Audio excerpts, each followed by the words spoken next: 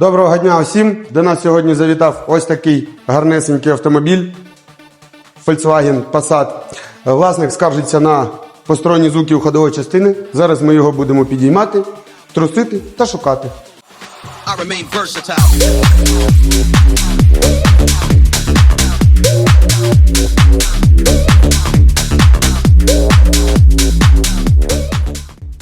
Причина виявлена. Є стукіт у передньому лівому амортизаторі. Є у нас запотівання рульової рійки. Також ми займаємось автопідбіром запчастин. Є власне профільне СТО. Звертайтесь. Усім гарного дня!